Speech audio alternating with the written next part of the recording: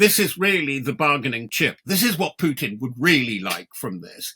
But I don't think he's serious about a short-term ceasefire at all. He wants, as the summer comes on, he wants to gather momentum, particularly for his heavy armoured forces. How likely do you think this ceasefire is at the moment then? Less than 50-50. Really? Yeah. When you say that European allies have decided to draw the line in Ukraine, just want to get your perspective on something that was said, interestingly, by Steve Witkoff recently in his interview with Tucker Carlson. He repeated Russian disinformation about the occupied land in Ukraine, saying that referenda had been held, which proves the people want to be part of Russia. And he sort of put the idea forward. The question is whether the rest of the world will accept that. The implication is that he may well do. If the US does try to force President Zelensky to hand over the entirety of those 4 oblasts to Russia, will he be supported, do you think, to resist, as we expect he will do, obviously, by his international allies, by Europe? In what way do you think that he will be supported? I thought that the language, again, of Witkoff in the Carlson confessional, really, that's what it was, do you remember he was talking about the referenda in 4 oblasts and he couldn't remember the name of 2 of them? Of course, yeah. One of them, let's note this, one of them he called Lugansk, not Luhansk, and that's the way Russia calls it. So somebody in the Witkoff office is just reading the Russian script. And this is extremely, well, it's not extremely concerning because we know whereof he comes.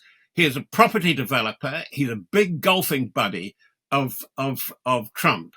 And I think the thing that's going to catch them out is that their lack of attention to detail. Yes, the Europeans are slow. They are confused in their councils because how on earth are we going to hold NATO and the EU together with the president of countries like Hungary and those that might follow them? Not too many, I think, by the way. But I think that it is a wake-up call for Europe. And this, all the stuff about having to spend more on defence, we had heard it from the Chancellor Rachel Reeves. Actually, they really mean it because Britain, France, Germany, Norway, Denmark, even the Netherlands, Poland, Finland, they know. And of course the Baltics, they're the critical ones. They know that it's got to be done because they know, as my friend, the retired general, it was a private conversation, so I won't name it, put it absolutely beautifully. The main thrust, if you're going to use ground forces at all into Europe, comes through Ukraine more than Belarus. And when you've got 1.5 million under arms, as Putin has, it is very, very difficult to tell them to go home and we're the peace party after all. Unfortunately, we have seen time and again, look at Saddam Hussein, this kind of aggression has its own peculiar and bizarre and really very frightening logic that, once you've got it, you can't send them back home. Putin goes.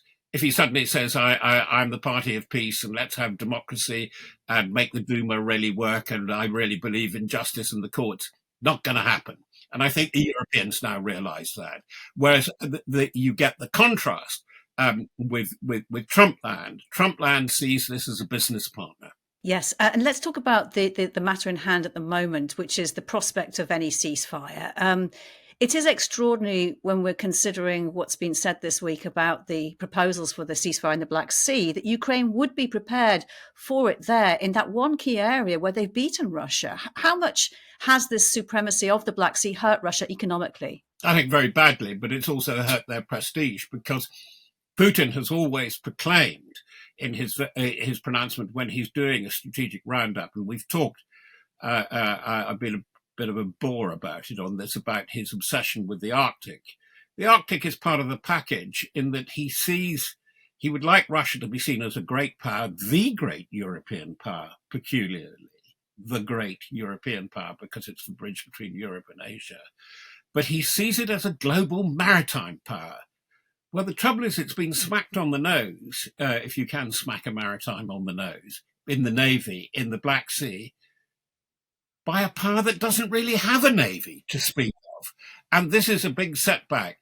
And they do want to get their agricultural produce out. They do want to get the grain and the fertilizer out Why? Because it connects them to the south. And that is where Russia has been losing prestige very, very badly to the countries of the south, and it wants to be its natural allies, particularly in Africa, but they can't get it out. And it's very peculiar that also, because I alluded to it earlier, that they want to be restored to the SWIFT clearance mechanism in international banking, particularly to one of the agricultural banks, which actually has got nothing to do with farming, but it happens to be particularly close to the personal fortunes of Vladimir Putin himself. So that this has hurt them badly, being shut out of so much of the international banking world. And it's a very, very big one. I think the Europeans are aware of this. I think that we're not at all sure what Trump sees with this, but I fear that this is really the bargaining chip. This is what Putin would really like from this. But I don't think he's serious about a short-term ceasefire at all. He wants, as the summer comes on, he wants to gather momentum, particularly for his heavy armored forces. How likely do you think the ceasefire is at the moment then? Less than 50-50. Really? Yeah. Okay, can we just talk just briefly if it does? I know we're in the realms of dreaming perhaps. If it does, who monitors it and who calls out any violations? Well, there's something rather peculiar in view of the way they've behaved hitherto in the last few months, in that Putin seems to be saying, yeah, if it's going to be regulated, it's got to be regulated by the UN.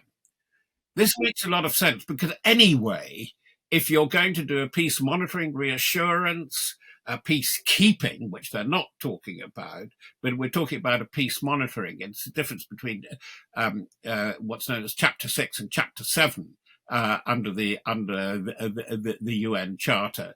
It has to work to UN regulations. Tony Blair, in his famous pronouncements about humanitarian intervention, also acknowledged that. So that is quite something.